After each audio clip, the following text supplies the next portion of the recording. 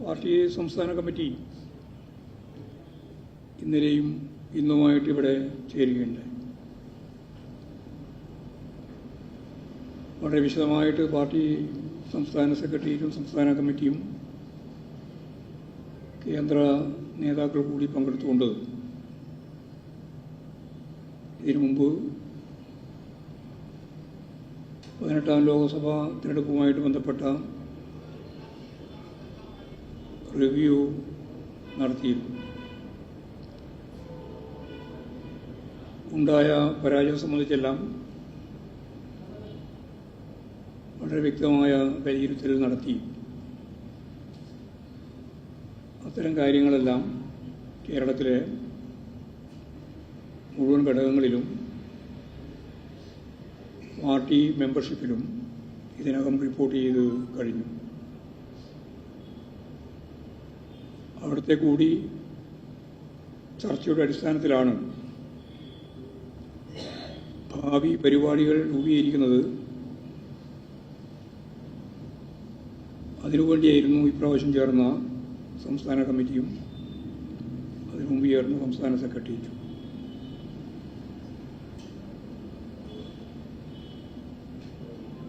സംസ്ഥാന കമ്മിറ്റി കണ്ട ഒരു പ്രധാനപ്പെട്ട കാര്യം BJP നടത്തിക്കൊണ്ടിരിക്കുന്ന മതരാഷ്ട്രവാദങ്ങളുടെ ആശയ നിലപാടുകൾക്കെതിരെ ശക്തമായ ആശയപ്രചരണം പ്രചാരവേല സംഘടിപ്പിക്കണമെന്ന് തന്നെയാണ് തീരുമാനിച്ചത്. സമൂഹത്തിൻ്റെ വിവിധ സംവിധാനങ്ങളിൽ കടന്നുകൂടി വിശ്വാസികളിൽ ഉൾപ്പെടെ വർഗീയവൽക്കരണത്തിനുള്ള ശ്രമമാണ് RSS, BJP, സംഘപരിവാർ വിഭാഗങ്ങൾ നടത്തിക്കൊണ്ടിരിക്കുന്നത്. ഇത്തരത്തിലുള്ള പ്രവർത്തനങ്ങളെ ശാസ്ത്രീയമായിട്ട് പ്രതിരോധിക്കാനാവണം എന്നാണ് പാർട്ടി സംസ്ഥാന കമ്മിറ്റി കണ്ടത്. ജാതീയമായി പിളർത്തി വർഗീയമായി യോജിപ്പിക്കുക എന്ന നയമാണ് സ്വത്ത് രാഷ്ട്രീയത്തിൻ്റെ അടിസ്ഥാനത്തിൽ BJP കൈകാര്യം ചെയ്യുന്നത്. ഇത് തിരിച്ചറിഞ്ഞ് ഇടപെടുന്ന രീതിയാണ് നമുക്ക് ആവിഷ്കരിക്കേണ്ടത്.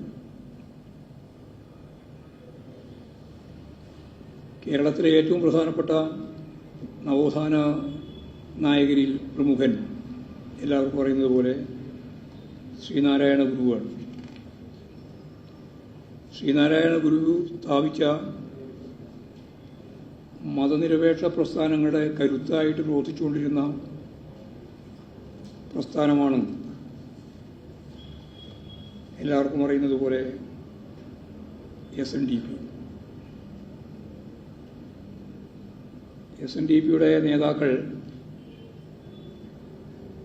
CPM-എതിരായിട്ടുള്ള വിമർശനം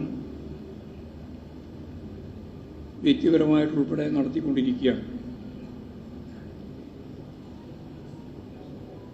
അതിനെ ഞങ്ങൾ കാണുന്നത് SNDP രൂപീകരിക്കുമ്പോഴും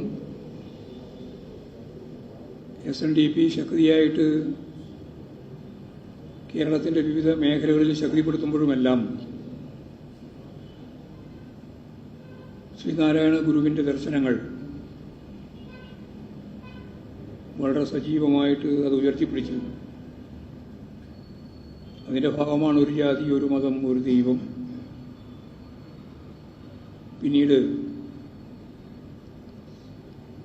സർവമത സമ്മേളനങ്ങൾ.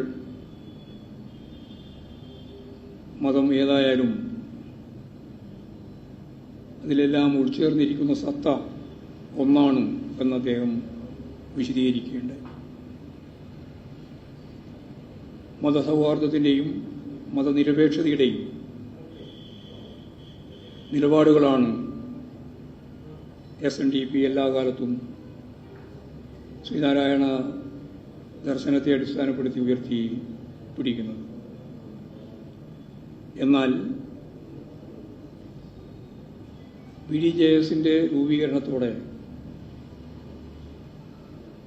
BDJS-നെ ഒരു ഉപകരണമായി ഉപയോഗിച്ച് RSSന്റെ അജണ്ട SNDP മേഖലയിൽ കാവ്യവൽക്കരണം പൂർത്തിയാക്കാനാണ്. ഇതാണ് ഞങ്ങൾ ഉയർത്തിയ വിമർശനം.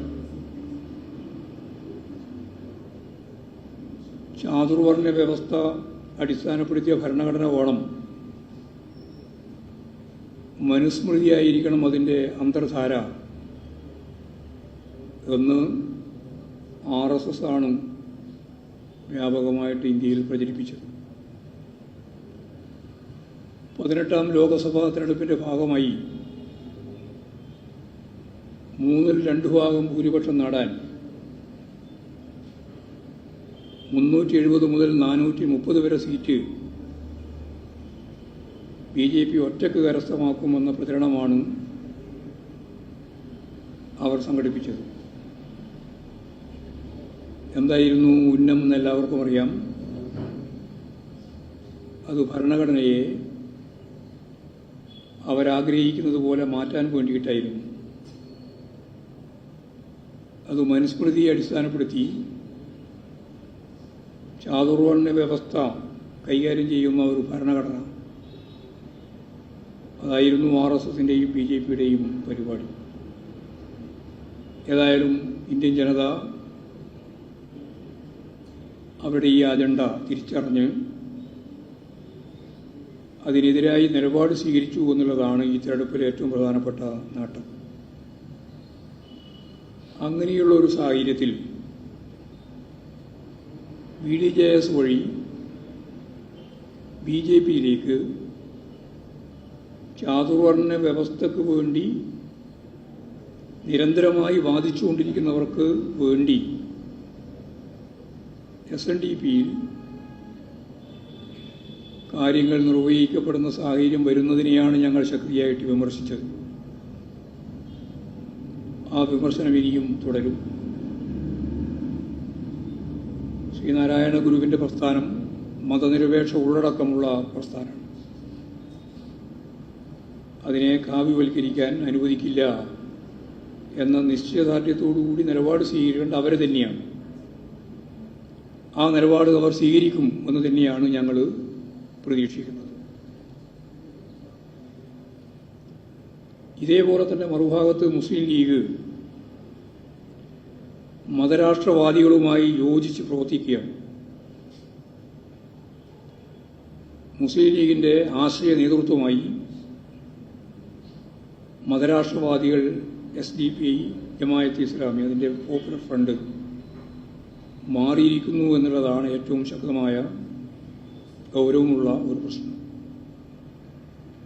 ഈ നിലപാടിനെ ശക്തിയായിട്ട് തുറന്നു കാണിക്കുക എന്നുള്ളതും ഈ സന്ദർഭത്തിൽ ഏറ്റവും പ്രധാനപ്പെട്ട കാര്യമാണ്.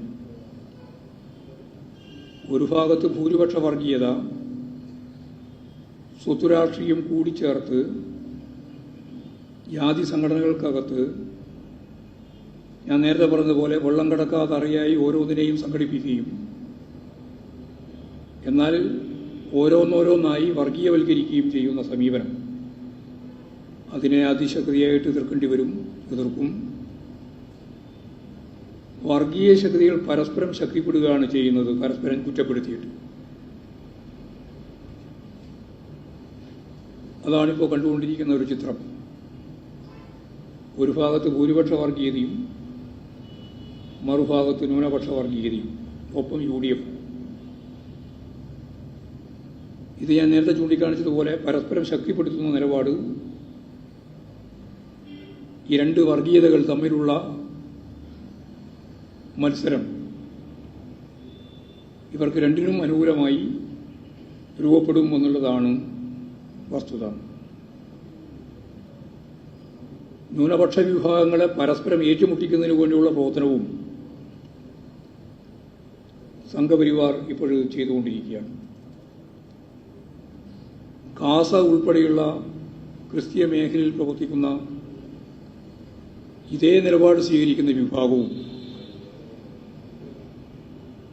ഈ പ്രചരണത്തിന്റെ ഭാഗമായിട്ട് അതിന് മുമ്പിൽ നിൽക്കുന്നു എന്ന് നമുക്ക് കാണാൻ കഴിയും.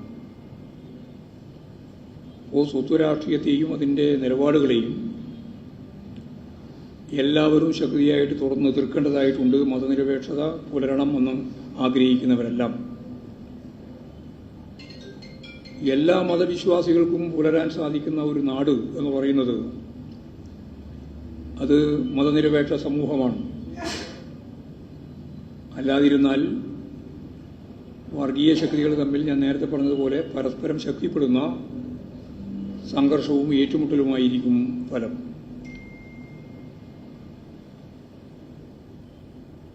മതനിരപേക്ഷതയുടെ ഏറ്റവും പ്രധാനപ്പെട്ട ഒരു ഭാഗമാണ്, ഒരു അജണ്ടയാണ് ന്യൂനപക്ഷ പരിരക്ഷ. അത് ന്യൂനപക്ഷ പ്രീണനമാണെന്ന രീതിയിൽ RSS അതിശക്തിയായിട്ട് പ്രചരിപ്പിക്കുകയാണ്. ആ നിലപാടിനെ തുറന്നു കാണിക്കേണ്ടതുണ്ട്. ഇടതുപക്ഷ രാഷ്ട്രീയത്തിന് തന്നെ ഏറ്റവും പ്രധാനപ്പെട്ട ഒരു ചുമതല ന്യൂനപക്ഷ ജനങ്ങൾ ജീവിക്കുന്ന രാജ്യത്ത് ന്യൂനപക്ഷ സംരക്ഷണമാണ്. ഇത് ലോകത്തെവിടെയും മാർക്സിസ്റ്റുകാർ കൈകാര്യം ചെയ്യുന്ന ഒരു സമീപനമാണ് എന്നുകൂടി ചൂണ്ടിക്കാണിക്കുകയാണ്. നഗരമേഖലയിലെ പ്രവർത്തനങ്ങൾ ശക്തിപ്പെടുത്തണം എന്ന് പാർട്ടി തീരുമാനിച്ചു. നവമാധ്യമ രംഗത്ത് അതിശക്തിയായ രീതിയിൽ മാർക്സിസ്റ്റ് വിരുദ്ധ പ്രചാരവേല, ഗവൺമെന്റ് വിരുദ്ധ പ്രചാരവേല ഒരു ഭാഗത്ത് കോൺഗ്രസും മറുഭാഗത്ത് BJPയും ശക്തിപ്പെടുത്തിക്കൊണ്ടിരിക്കുകയാണ്. CPMനെ എങ്ങനെയാണ് കുറ്റപ്പെടുത്താനാവുക എന്നത് ആലോചിച്ച് ഒരു കാര്യവും വ്യക്തമായിട്ട് മനസ്സിലാക്കാണ്ട് തന്നെ ചർച്ച ആരംഭിക്കുന്ന നിലയാണ് ഇപ്പോൾ കേരളത്തിലുള്ളത്. MA ബേബിയുടെ ഒരു ലേഖനത്തിന്റെ പേരും പറഞ്ഞ് പച്ചക്കുതിരിയുടെ ഭാഗമായിട്ട് മാധ്യമങ്ങൾ ചർച്ച നടത്തി. ആരും വായിച്ചിട്ടില്ല. ചർച്ചയ്ക്ക് പോയവരും വായിച്ചില്ല, ചർച്ച സംഘടിപ്പിച്ചവരും വായിച്ചിട്ടില്ല. എന്താ MA ബേബി എഴുതിയ ലേഖനം? ആദ്യം പറഞ്ഞത് മാറിപ്പോയി, അത് ബാലകൃഷ്ണന്റെ ലേഖനമാണ്. പിന്നെ പറഞ്ഞു അത് തെറ്റിപ്പോയി, ഇതല്ല ലേഖനം, മാറിപ്പോയി. പഴങ്ങൾ ചർച്ച സംഘടിപ്പിച്ചു. എന്തെങ്കിലും ജനാധിപത്യ മര്യാദ ഉണ്ടെങ്കിൽ തെറ്റായിപ്പോയി എങ്കിലും പറയണ്ടേ? ചില മാധ്യമങ്ങൾ ചർച്ച സംഘടിപ്പിച്ചവർ തെറ്റായിപ്പോയി എന്ന് പറഞ്ഞു. ബാക്കി പറഞ്ഞിട്ടില്ലല്ലോ. ശരി മാത്രം ചെയ്യുന്ന കുറേ മാധ്യമങ്ങളാണ്, അവരാണ് ഈ പരിപാടി സംഘടിപ്പിച്ചത്. അപ്പോൾ യഥാർത്ഥത്തിൽ എന്തും ചെയ്യാൻ യാതൊരു മടിയുമില്ലാത്ത ഒരു മാധ്യമ ശൃംഖലയാണ് ഇടതുപക്ഷത്തിനെതിരായിട്ട്, മുഖ്യമന്ത്രിക്കെതിരായിട്ട്, അതുപോലെ ഗവൺമെന്റിനെതിരായിട്ട് എന്തെല്ലാം കമ്മ്യൂണിസ്റ്റ് വിരുദ്ധ ആയുധമായി ഉപയോഗിക്കാൻ കഴിയുമോ അതെല്ലാം എടുത്ത് ഇപ്പോഴും പ്രയോഗിച്ചുകൊണ്ടിരിക്കുകയാണ്. അതിൻ്റെ ഏറ്റവും അവസാനത്തെ കാര്യമാണ് ഞാൻ പറഞ്ഞത്. ഇടതുപക്ഷ ശക്തികളുടെ ആശയപ്രചരണം ശക്തിപ്പെടുത്താൻ സാധിക്കേണ്ടതുണ്ട്. യുവജന വിദ്യാർത്ഥി മേഖലയിലും നല്ല രീതിയിലുള്ള പ്രവർത്തനം കാഴ്ചവെക്കാനാവണം. സർക്കാരിന്റെ നേട്ടങ്ങൾ ജനങ്ങൾക്കിടയിൽ നല്ലതുപോലെ പ്രചരിപ്പിക്കാൻ സാധിക്കണം. ഇതിൻ്റെ ഒപ്പം തന്നെ കേന്ദ്ര ഗവൺമെന്റ് അതിന്റെ നിലപാട് മാറ്റിയിട്ടില്ല. ഒരു സാമ്പത്തിക ഉപരോധം തന്നെയാണ് കേന്ദ്ര ഗവൺമെന്റ് കേരളത്തോട് എടുത്തുകൊണ്ടിരിക്കുന്ന സമീപനം. ഇത് തിരഞ്ഞെടുപ്പ് വരുമ്പോൾ മാത്രം പറഞ്ഞിട്ട് കാര്യമില്ല. തുടർച്ചയായി കേരളത്തിലെ ജനങ്ങളെ മുഴുവൻ അണിനിരത്തി അതിശക്തിയായ ജനകീയ മുന്നേറ്റം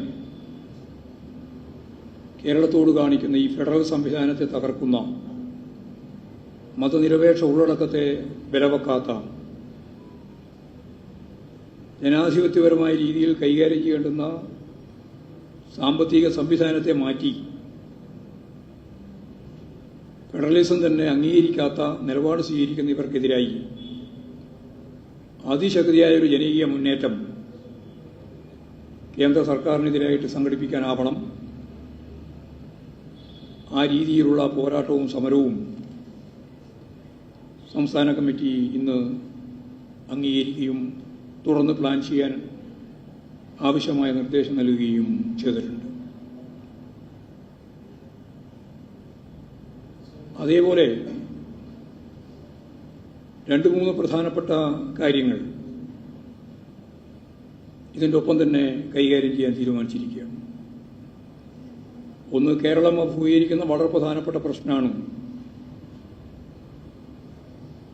ആമയിഴഞ്ചാൽ തോടുമായിട്ട് ബന്ധപ്പെട്ടാണ് ഇത് കുറേയും കൂടി പ്രകടമായിട്ട് പുറത്തു വന്നത്. ദൈവത്തിൻ്റെ സ്വന്തം നാട് എന്നാണ് കേരളത്തെ പറ്റി പറയുക. ലോകത്തെ ജനങ്ങൾ കണ്ടിരിക്കേണ്ടുന്ന 52 ഏറ്റവും പ്രധാനപ്പെട്ട ലോകത്തെ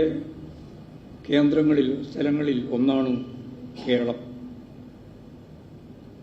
ചില മാധ്യമങ്ങൾ എന്തെല്ലാം കേരളത്തിനെതിരായിട്ട് പ്രചാരവേല നടത്തിയാലും ലോക റാങ്കിങ്ങിൽ 52 കേന്ദ്രങ്ങളിൽ ഒന്നാണ്. അത് 52ാമത്തെ കേന്ദ്രമല്ല, 52 കേന്ദ്രങ്ങളിൽ ഒന്നാണ് കേരളം. ആ കേരളത്തിന് ഇനിയും മുന്നോട്ടേക്ക് പോകാൻ സാധിക്കണമെങ്കിൽ ജനകീയമായ പിന്തുണയോടുകൂടി തദ്ദേശ സ്വയംഭരണ സ്ഥാപനങ്ങൾ, ഗവൺമെന്റ് സംവിധാനം ഉൾപ്പെടെ ഉപയോഗിച്ച് നല്ല രീതിയിലുള്ള ശുചിത്വ കേരളമാക്കി നമുക്കിതിനെ മാറ്റാനാവണം. ആ ശുചിത്വ കേരളം ലക്ഷ്യമിട്ടുകൊണ്ടുള്ള പ്രവർത്തനം CPIM-ന്റെയും ഇടതുപക്ഷ ജനാധിപത്യ പ്രസ്ഥാനത്തിൻ്റെയും എല്ലാം ലക്ഷക്കണക്കിന് ആളുകളുടെ പിന്തുണയോടെ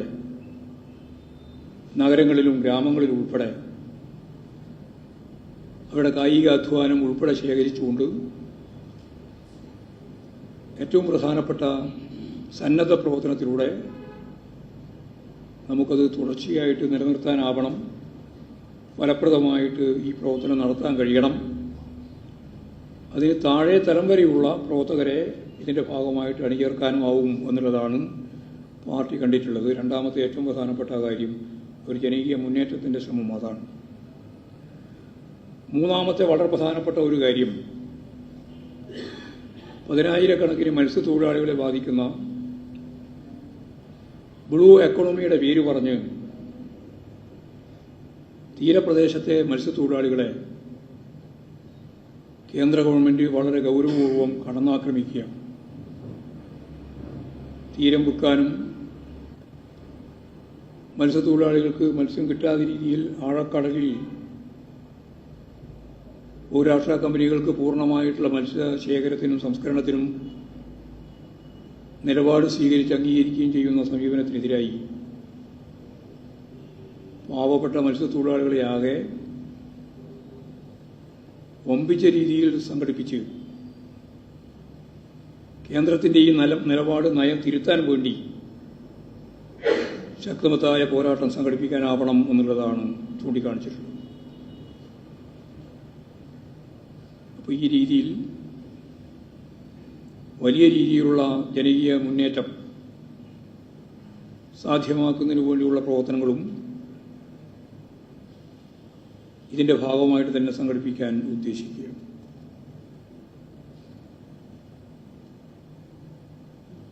നവമാധ്യമ മേഖലയിൽ നടന്നുകൊണ്ടിരിക്കുന്ന കടന്നാക്രമണങ്ങളുണ്ട്. അത് സ്ത്രീകൾക്ക് നേരെ ഇപ്പോഴും ശക്തിയായിട്ട് വരികയാണ്. രക്ഷാപ്രവർത്തനം നേതൃത്വം നൽകിയ മേയർക്കെതിരായിട്ട് ഇവിടെ തിരുവനന്തപുരത്ത് ഗവൺമെന്റിന്റെ ഭാഗമായിട്ട്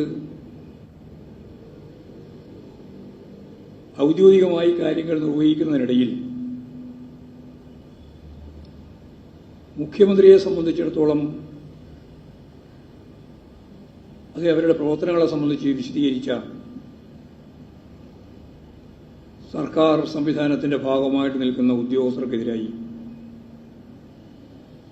ദിവ്യ നായരെ പോലെയുള്ള അയ്യരെ പോലെയുള്ള ആളുകൾക്കെതിരായി സൈബർ ആക്രമണം വളരെ ശക്തിയായിട്ട് ആ പരിപാടിയിൽ പങ്കെടുത്തിട്ടുള്ള മുഖ്യമന്ത്രിയുടെ പ്രവർത്തനങ്ങളെ ശക്തിയായിട്ട് എടുത്തു പറഞ്ഞ ചീഫ് സെക്രട്ടറിയെ സംബന്ധിച്ചിടത്തോളം പ്രശ്നമില്ല. IAS-കാരിയായ ദിവ്യ എസ് അയ്യരുടെ പരാമർശം സംബന്ധിച്ചാണ് വലിയ പ്രശ്നം. അതൊരു സ്ത്രീവിരുദ്ധ രീതിയാണ് കൈകാര്യം ചെയ്തത്. കോൺഗ്രസിന്റെ തന്നെ പ്രധാനപ്പെട്ട ആളുകളാണ് അതിന് നേതൃത്വം കൊടുത്തത്.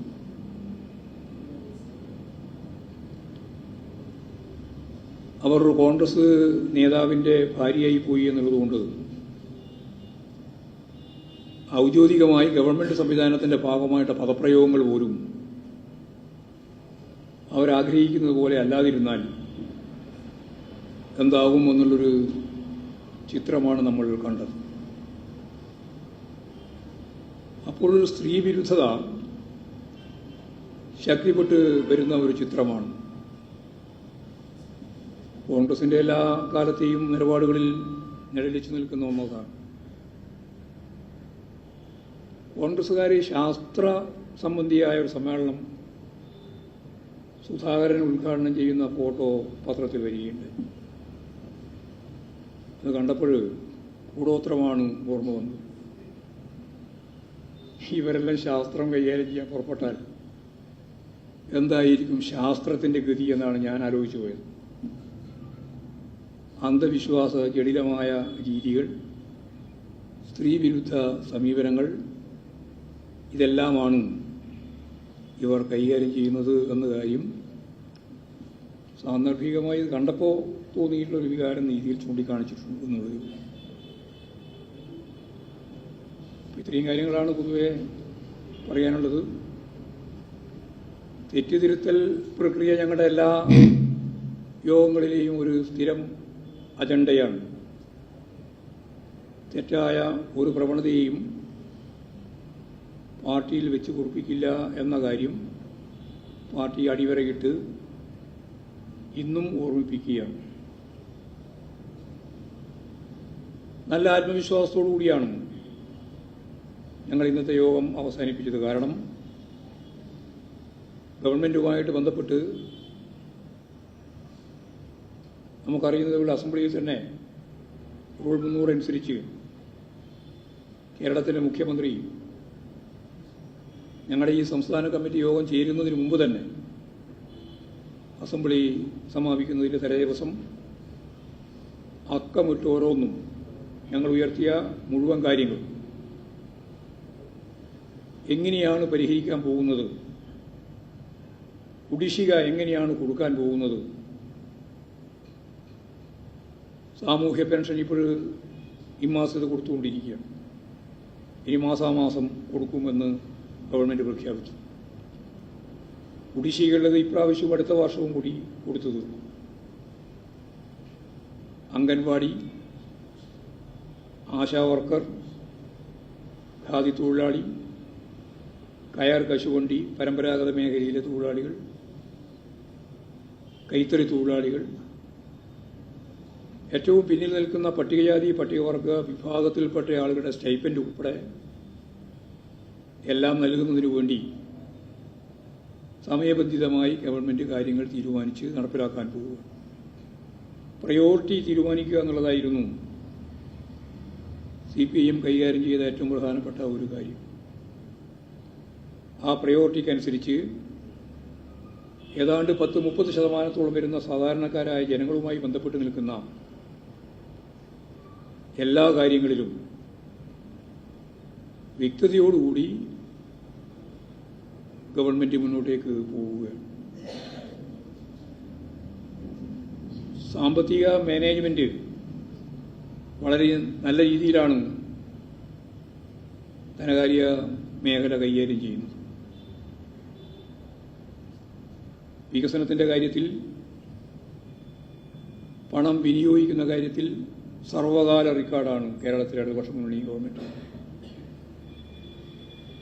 കഴിഞ്ഞ ഗവൺമെന്റിന്റെ കാലത്ത് ചെലവഴിച്ചതിനേക്കാൾ കൂടുതൽ സംഖ്യ നമുക്കിപ്രാവശ്യം ഈ 2 വർഷം ചെലവഴിച്ചുകൊണ്ടുള്ള വികസന പ്രവർത്തനങ്ങളും മറ്റ് ഭരണ നിർവഹണ പരിപാടികളും സംഘടിപ്പിക്കാനായി എന്നുള്ളത് കണക്കുകൾ ഉദ്ധരിച്ച് ധനകാര്യ വകുപ്പ് മന്ത്രി തന്നെ വാർത്താമാധ്യമങ്ങളോട് പറയുകയുണ്ടായി. അപ്പോൾ വികസനമെല്ലാം മുരടിച്ചിരിക്കുന്നു എന്നുള്ള തെറ്റിദ്ധാരണയാണ് അത് തീർന്നത്. ഞങ്ങൾ കണ്ടത് വികസനത്തിന്റെ കാര്യം പറയുമ്പോൾ തന്നെ അടിസ്ഥാന വർഗത്തിന്റെ ഈ താല്പര്യം, അധ്യാപകരുടെ, ജീവനക്കാരുടെ ക്ഷാമബത്ത, പെൻഷൻകാരുടെ ക്ഷാമബത്ത ഉൾപ്പെടെ സാധാരണക്കാരെയും ഇടത്തരക്കാരെയും ബാധിക്കുന്ന ഈ പ്രശ്നങ്ങൾക്കെല്ലാം ഈ യോഗം ചേരുന്നതിന് മുമ്പ് തന്നെ സംസ്ഥാന ഗവൺമെന്റ് കൃത്യമായൊരു നിലപാട് സ്വീകരിച്ചു എന്നുള്ളത് അത്യാവേശത്തോടു കൂടിയാണ് പാർട്ടിയും കേരളത്തിലെ ജനങ്ങളും കണ്ടിട്ടുള്ളത്. ഗവൺമെന്റിന്റെ സാമ്പത്തിക പരാധീനതക്കകത്തു നിന്നുകൊണ്ട് ഈ കാര്യങ്ങളെല്ലാം പൂർത്തിയാക്കാൻ, തുടങ്ങിവെച്ച വികസന പ്രവർത്തനങ്ങളെല്ലാം മുന്നോട്ടേക്ക് നയിക്കാൻ കേന്ദ്ര ഗവൺമെന്റ് എടുക്കുന്ന ഈ നിലപാടിനെതിരായി അതിശക്തിയായ ജനകീയ മുന്നേറ്റം സൃഷ്ടിക്കാൻ പാർട്ടി ലക്ഷ്യമിടുന്നു. ഗവൺമെന്റുമായിട്ട് നല്ലതുപോലെ സഹകരിച്ച് ഗവൺമെന്റ് നടപ്പിലാക്കിക്കൊണ്ടിരിക്കുന്ന വികസന പ്രവർത്തനങ്ങളാകെ ജനങ്ങളിലെത്തിക്കാനുള്ള പ്രവർത്തനവും ഇതിന്റെ ഭാഗമായിട്ട് സംഘടിപ്പിക്കുകയാണ്. ഗ്രാമീണ റോഡുകളുടെ തകർച്ച ഇതൊരു വളരെ പ്രധാനപ്പെട്ട പ്രശ്നം. 1000 കോടി രൂപയാണ് ഈ സന്ദർഭത്തിൽ ഗവൺമെന്റ് അതിനുവേണ്ടി മാറ്റിവെച്ചിട്ടുള്ളത്. അപ്പോൾ എല്ലാ മേഖലയിലും, സർവതല സ്പർശിയായ മേഖലയിൽ ഫലപ്രദമായ ഒരു ഇടപെടൽ, പാർട്ടിയിൽ നടന്ന ചർച്ചയും ഗവൺമെന്റിന്റെ നിലപാടുമെല്ലാം വെച്ച് നമുക്ക് കൈകാര്യം ചെയ്യാൻ കഴിഞ്ഞു എന്നുള്ള പ്രത്യേകത കൂടി ചൂണ്ടിക്കാണിക്കുകയാണ്. ഇതാണ് പറയാനുള്ളത്.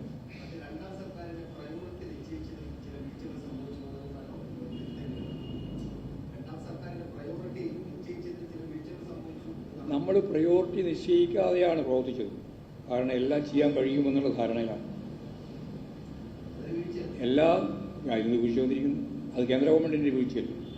കേന്ദ്ര ഗവൺമെന്റ് പണം തരാത്തതുകൊണ്ടാണല്ലോ പ്രശ്നം ഉണ്ടായത്. അത് അങ്ങനെ കാണുന്നത്, അതായത് നമ്മൾ ഒരു ഗവൺമെന്റ് ഫെഡറൽ സംവിധാനത്തിന്റെ ഭാഗമാണ്. ഫെഡറൽ സംവിധാനം എന്ന് പറയുന്നത് കേന്ദ്ര ഗവൺമെന്റുമുണ്ട്, സംസ്ഥാന ഗവൺമെന്റുമുണ്ട്. പണവിഹിതം വെക്കുന്നതിന്റെ ഭാഗമായിട്ടുള്ള ഭരണഘടനാപരമായിട്ടുള്ള കാഴ്ചപ്പാടുണ്ട്. ആ കാഴ്ചപ്പാടൊന്നും അംഗീകരിക്കാതെ കേരളത്തിന് പണം തരാതിരിക്കുക എന്നുള്ള പ്രശ്നം വരുമ്പോഴല്ലേ ഇത് നമ്മൾ അംഗീകരിച്ചത്. അപ്പോഴാണ് പ്രയോറിറ്റി തീരുമാനിക്കണം എന്ന് പറഞ്ഞത്. അതിപ്പോൾ പ്രയോറിറ്റി തീരുമാനിച്ച് മുമ്പോട്ടേക്ക് പോകും.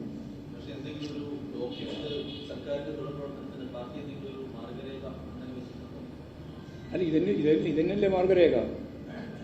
ഇതിനിപ്പോൾ വേറെന്ത് ഡോക്യുമെന്റ് വേണ്ടത്? അതായത് ഗവൺമെന്റ് പ്രയോറിറ്റി തീരുമാനിക്കുന്നതിൽ ഞാൻ പറഞ്ഞു, ഏതാണ്ട് 30% വരുന്ന ഏറ്റവും പിന്നണിയിൽ നിൽക്കുന്ന ജനങ്ങളുമായി ബന്ധപ്പെട്ട എല്ലാ പ്രശ്നങ്ങൾക്കും ഫലപ്രദമായിട്ട് ഈ ചട്ടക്കൂടിൽ നിന്നുകൊണ്ട് പരിഹരിക്കാനാവുന്ന കാര്യങ്ങൾ നിർവഹിച്ചു പോകണം. ഇതാണ് ഏറ്റവും പ്രധാനപ്പെട്ട പ്രയോറിറ്റി.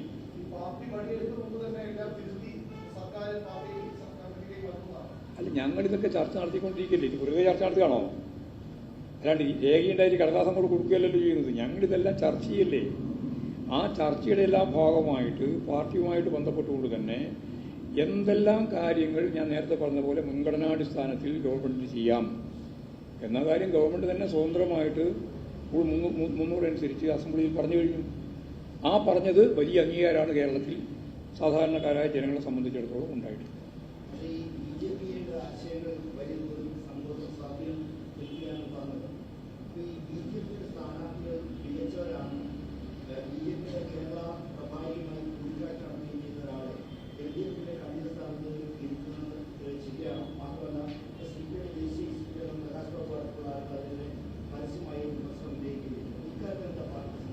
അല്ല, അത് സംബന്ധിച്ചെല്ലാം ഉള്ള തീരുമാനത്തിലേക്ക് നമ്മളിപ്പോൾ സംഘടന ഞാൻ പറഞ്ഞില്ലേ, സംഘടനാപരമായിട്ട് അടുത്ത കമ്മിറ്റിയിൽ മാത്രമേ കാര്യങ്ങളൊക്കെ തീരുമാനിക്കൂ. അതിലേക്ക് ഞങ്ങൾ ആ ചർച്ചയിലേക്കും പോയിട്ടില്ല. ഞങ്ങളിപ്പോൾ ഈ ഗവൺമെന്റുമായിട്ട് വന്ന് ഞാൻ ഈ പറഞ്ഞ കാര്യങ്ങളൊക്കെയാണ് കൈകാര്യം ചെയ്തത്. മറ്റു കാര്യങ്ങളൊക്കെ പിന്നീട് ചർച്ച ചെയ്ത് ഇതിന്റെ എല്ലാം ഒപ്പം ചേർന്ന് കൊണ്ടുപോകേണ്ടതില്ല എന്നാണ് പറഞ്ഞത്.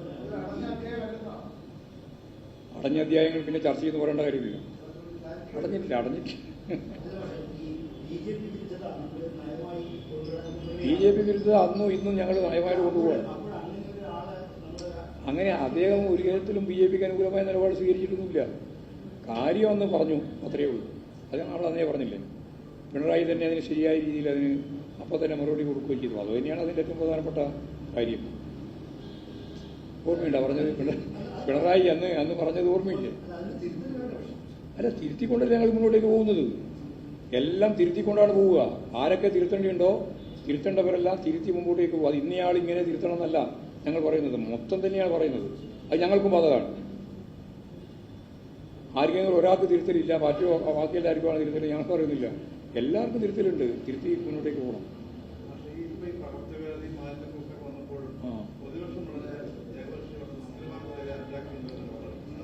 പ്രതിപക്ഷം മുമ്പേ തീരുമാനിച്ചതാണ്, സംസ്ഥാന ഗവൺമെന്റിന്റെ ഒരു വികസന നിലപാടുമായി യോജിച്ചു പോകുന്നതല്ല എന്ന് അവർ മുമ്പേ തീരുമാനിച്ചിട്ടുണ്ട് രാഷ്ട്രീയമായിട്ട്. ആ രാഷ്ട്രീയ തീരുമാനമാണ് അവർ നടപ്പിലാക്കിക്കൊണ്ടിരിക്കുന്നത്. പ്രതിപക്ഷം കേരളത്തിന്റെ വികസനവുമായിട്ട് ബന്ധപ്പെട്ട ഒരു കാര്യവും നിർവഹിക്കാൻ തയ്യാറില്ല. അതിപ്പോൾ പകർച്ചവ്യാധിയായാലും എന്ത് വ്യാധിയായാലും ഞങ്ങൾക്കത് ബാധകമല്ല എന്ന രീതിയിലാണ് അവരുടെ നിലപാട്.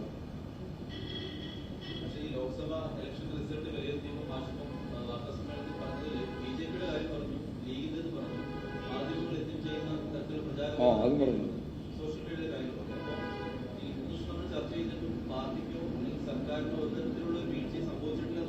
അതൊക്കെ കഴിഞ്ഞ പത്രസമ്മേളനം ഞാൻ പറഞ്ഞാണല്ലോ. അത് പിന്നെ ആവർത്തിച്ച് പറഞ്ഞുകൊണ്ടിരിക്കേണ്ടിയിരിക്കും. അത് അന്ന് ചർച്ച ചെയ്തതിന്റെ മേലെ സംഘടനാപരമായി എന്ത് നിലപാട് സ്വീകരിച്ചു എന്ന് പറയാനാണ് ഈ കമ്മിറ്റി. അല്ലാണ്ട് അതെന്നെ ആവർത്തിച്ച് പറഞ്ഞുകൊണ്ടിരിക്കാനല്ല.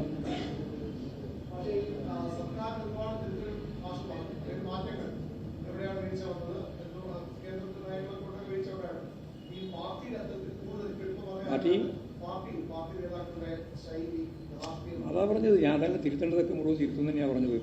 മലയാളത്തിലാണ് പറഞ്ഞത്. ആരൊക്കെയാണോ തിരുത്തേണ്ടവരെല്ലാം തിരുത്തും. അത് ഏതെങ്കിലും ഒരു പ്രത്യേക ആളെയും അല്ലെങ്കിൽ ഏതെങ്കിലും ഒരു പേരും വെച്ചുകൊണ്ടല്ല ഞാൻ പറഞ്ഞത്. ആവശ്യമായ തിരുത്തലുകൾക്ക് വിധേയം.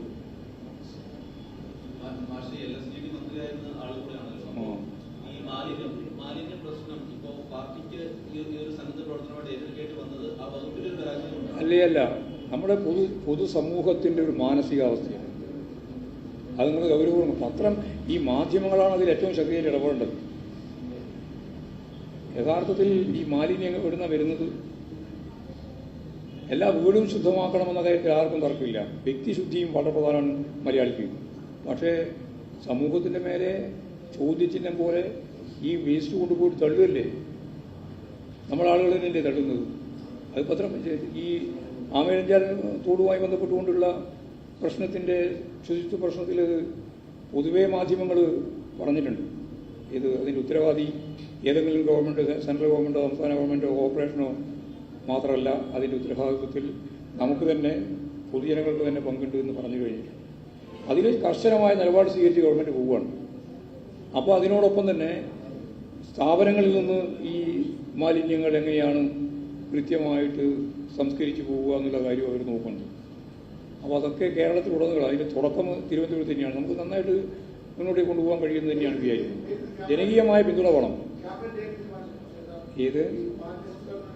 ഗവൺമെന്റ് തീരുമാനിച്ചിട്ടുണ്ട്. ഗവൺമെന്റ് തീരുമാനിച്ചിട്ടുണ്ട്. ഗവൺമെന്റിന്റെ തീരുമാനത്തിന്റെ ഒപ്പം ഞങ്ങൾ തീരുമാനിക്കുന്നത്, പാർട്ടി തീരുമാനിക്കുന്നത് താഴെ തലം വരെ ഗ്രാമങ്ങളിലും പട്ടണങ്ങളിലും ഈ തരത്തിലുള്ള ശുചിത്വ പ്രവർത്തനം നടത്തണമെന്നാണ്. ഇനി അങ്ങോട്ട് തുടങ്ങും. നമ്മളിതിന്റെ പ്ലാൻ ചെയ്തിട്ടുണ്ട്. ആ പ്ലാൻ ചെയ്തതിന് അടിസ്ഥാനപ്പെട്ട് താഴത്തേക്ക് തുടങ്ങും.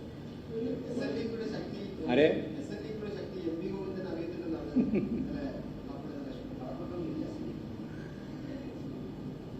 ശക്തിയൊക്കെ നല്ല രീതിയിൽ അറിഞ്ഞുകൊണ്ടാണല്ലോ ഞാൻ പറഞ്ഞത്. ഞങ്ങൾ ഒരിക്കലും SNDP-ക്കെതിരല്ല.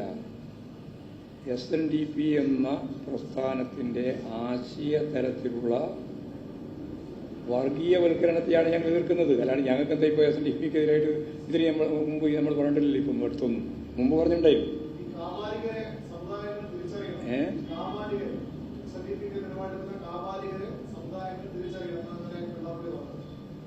അത് വെള്ളാപ്പള്ളി പറഞ്ഞതിനൊന്നും ഞാൻ മറുപടി പദാനുപദം പറയാൻ ഞാൻ ഉദ്ദേശിക്കുന്നില്ല. പക്ഷെ ബാക്കി എല്ലായിട്ടും ഞാൻ മറുപടി പറഞ്ഞു കഴിഞ്ഞിട്ടുണ്ട്.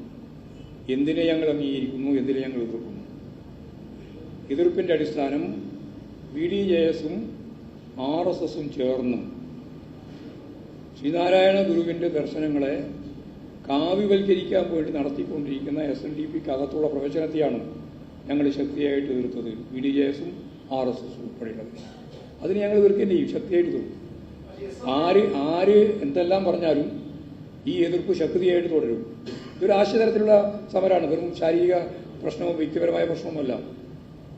ഇത് ആശയരംഗത്തുള്ള ഏറ്റവും പ്രധാനപ്പെട്ട സമരമാണ്. ആ സമരം ഏറ്റെടുത്ത് മുമ്പോട്ടേക്ക് പോകുക തന്നെയാണ് ഉദ്ദേശിക്കുന്നത്. SFI നല്ലപോലെ തിരിച്ചു വരും.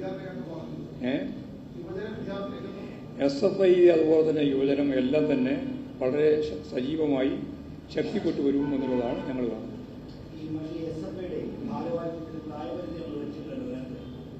അങ്ങനെ പ്രായപരിധിയൊന്നുമില്ല. ഒരു ഇല്ല ഇപ്പം നിലത്തന്നെ ഉണ്ടല്ലോ 10-27 വയസ്സ് വരെ. അത് മതി ഇനി അതിൻ്റെ അപ്പുറം പ്രായമായി വേണമെന്നില്ല. അല്ല 27 വയസ്സെല്ലാകുമ്പോഴേക്കും നല്ല പക്വതയാവും. നല്ല പക്വത ചെറിയ ആൾക്ക് ഒരിക്കലും പക്വത വരില്ല. ചെറിയ ആൾക്ക് വളരെ ചെറുതാകുമ്പോൾ തന്നെ പക്വത വരും. അതല്ലേ ശക്തിപ്പെടുത്തണം നമ്മൾ തീരുമാനിച്ചു. അല്ല എന്താണ് ഇപ്പോൾ ഇവിടെ പറഞ്ഞ് വിശദീകരിക്കാൻ പറ്റുന്ന അതെല്ലാം ഒരു അജണ്ടയാണ്. നിലവിലുള്ള പ്രവർത്തനം മെച്ചപ്പെടുത്തി മുമ്പോട്ട് കൊണ്ടുപോകും. ഇല്ലില്ല നമ്മളൊന്നും തീരുമാനിച്ചില്ല. സമ്മേളനത്തിന്റെ അജണ്ട തീരുമാനിച്ചു.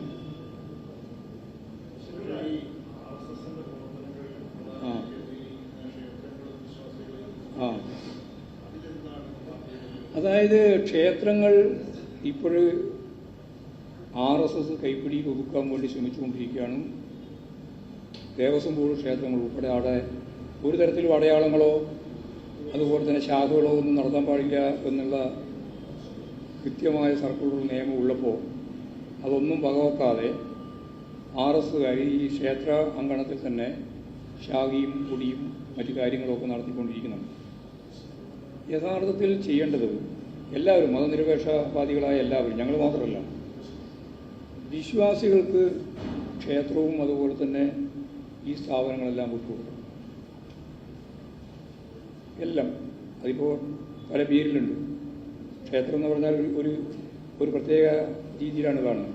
ആരാധനാലയങ്ങൾ എന്ന് പറയുന്നതാണ് ശരി. അതിൽ കാവുണ്ട്, അതുപോലെ കോട്ടയുണ്ട്, സ്ഥാനമുണ്ട്, അങ്ങനെ പലതും. അവിടെ യഥാർത്ഥത്തിൽ ചെയ്യേണ്ടത് വിശ്വാസികൾക്ക് വേണ്ടിയിട്ടുള്ള അവരുടെ ഒരു കേന്ദ്രം എന്ന രീതിയിലാണ് ഈ ആരാധനാലയങ്ങളെ കാണുന്നത്. വിശ്വാസികളാരും വർഗീയവാദികളല്ല.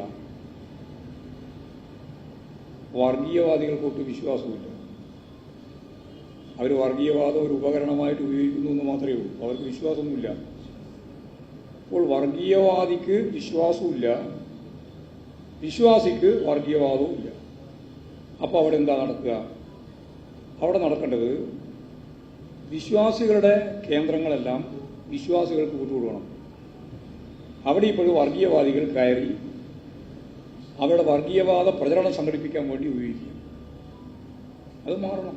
അത് മാറ്റണമെന്നാണ് ഞങ്ങൾക്ക് വിശ്വാസികളോട് പറയാനുള്ളത്.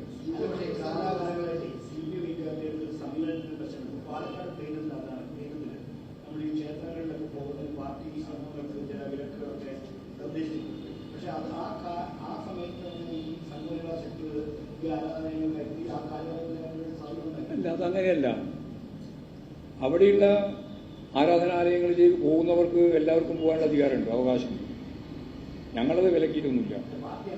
പാർട്ടിയുടെ ഭാഗമായിട്ട് നിൽക്കുന്ന കമ്മ്യൂണിസ്റ്റായിട്ടുള്ള ഒരാൾ എന്താ വേണ്ടത് എന്നുള്ളത് അവർക്ക് തീരുമാനിക്കാം. അമ്പലത്തിൽ പോകണോ പോകണ്ടയോ എന്നുള്ളതല്ല അവർക്ക് തീരുമാനിക്കാനുള്ള അവകാശമില്ലാണ്. ഞങ്ങളെ പാർട്ടി മെമ്പർഷിപ്പ് തന്നെ നല്ല വിശ്വാസമുള്ള ഒരുപാട് ആളുകളില്ലേ, വിശ്വാസികളുണ്ട്. വിശ്വാസം ഇല്ലാത്തവരൊന്നുമല്ല ഒരു വലിയ വിഭാഗം. ഒരാശങ്കയില്ല, ഞാൻ തുറന്നു പറഞ്ഞല്ലോ. ഇനിയപ്പുറത്ത് വേറെ എന്താ ആശങ്കയുണ്ട? നിങ്ങൾക്ക് എന്താ ഞാനിപ്പോൾ പറഞ്ഞതല്ലേ, മലയാളത്തിലല്ലേ പറഞ്ഞത്. അതായത് പാർട്ടി മെമ്പർഷിപ്പ് വന്നു എന്നുള്ള ഒറ്റ കാരണം കൊണ്ട് അവരെല്ലാം മാർക്സിസ്റ്റ് ആയി എന്ന് ധരിക്കാൻ പാടില്ല.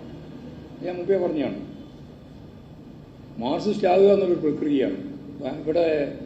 ഇവിടുന്ന് എന്നോട് ചോദിച്ചു പത്തനംതിട്ടയിൽ നിന്ന്. അവിടുന്ന് RSസുകാർ BJPക്കാർ കുറേ ആൾ പാർട്ടി ചേർന്നു. പാർട്ടി ചേർന്നപ്പോൾ അവർ BJP എന്ന് വന്നില്ലേ. ഒരു ദിവസം ഞങ്ങൾ പാർട്ടിയുമായിട്ട് സഹകരിച്ച് പ്രവർത്തിക്കുന്നു എന്ന് പറയുന്ന ഒന്നാമത്തെ ദിവസം അവർ കമ്മ്യൂണിസ്റ്റ് ആവുമോ? അതിന് കുറച്ച് കൊല്ലം പിടിക്കും. അപ്പോൾ ആ കൊല്ലം വരെ കാത്തിരിക്കേണ്ടി വരും. അതാണ് ഞാൻ അവരോട് പറഞ്ഞത്, കുറച്ച് സമയം വേണം. അപ്പോൾ തിരുത്തി ശരിയായ രീതിയിൽ കാര്യങ്ങൾ കൈകാര്യം ചെയ്ത് വരാൻ ഉള്ള സാവകാശത്തോടുകൂടി മാത്രമേ അവർ വരുള്ളൂ. അവർക്ക് അങ്ങനെ കമ്മ്യൂണിസ്റ്റ് ആവാൻ സാധിക്കുള്ളൂ. വന്ന ഉടനെ തന്നെ ഞാൻ കമ്മ്യൂണിസ്റ്റ് ആയിരിക്കുന്നു, കമ്മ്യൂണിസ്റ്റ് അതുകൊണ്ട് പാർട്ടി മെമ്പർഷിപ്പ് തന്നെ ആവില്ല. അതിലൊരുപാട് പ്രത്യേകത ഞങ്ങൾ പാർട്ടിയായി ബന്ധപ്പെട്ടിട്ടുണ്ട്. ഒരാൾ വന്ന ഉടനെ തന്നെ പാർട്ടി മെമ്പർഷിപ്പിലേക്ക് കൊടുക്കാൻ പറ്റില്ല. അപ്പോൾ അത് ഞങ്ങൾ കൃത്യമായിട്ട് തന്നെ കൈകാര്യം ചെയ്തു പോകുന്ന ഒരു സമീപനം.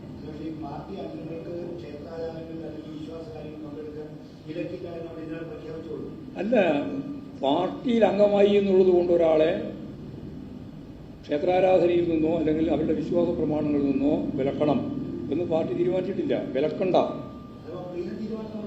പ്ലീനെല്ലാം കഴിഞ്ഞിട്ട് കാലത്തിൽ ചെയ്യുന്നു. വെറുതെ പ്ലീനത്തിൽ അതിനുശേഷം എന്തെല്ലാം പ്രമേയം വന്നു, അതിനുശേഷം എന്തെല്ലാം തീരുമാനങ്ങൾ വന്നു.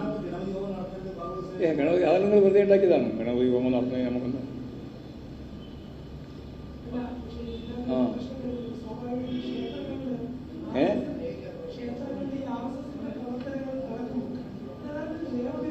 നിയമവിരുദ്ധമാണ്. സർക്കാരിൻ്റെ ഇടപെടലല്ല, ദേവസ്വം ബോർഡിൻ്റെ ഇടപെടലാണ്.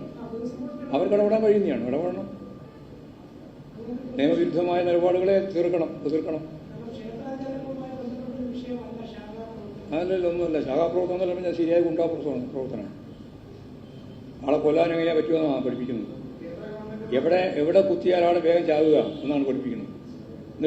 എന്നിട്ട് പറയും ഞങ്ങൾ സാംസ്കാരിക പ്രവർത്തനം. ഇത് സാംസ്കാരിക പ്രവർത്തനം കത്തിയും കടായിയും ഉണ്ടാകും. സാംസ്കാരിക പ്രവർത്തനം ശരി.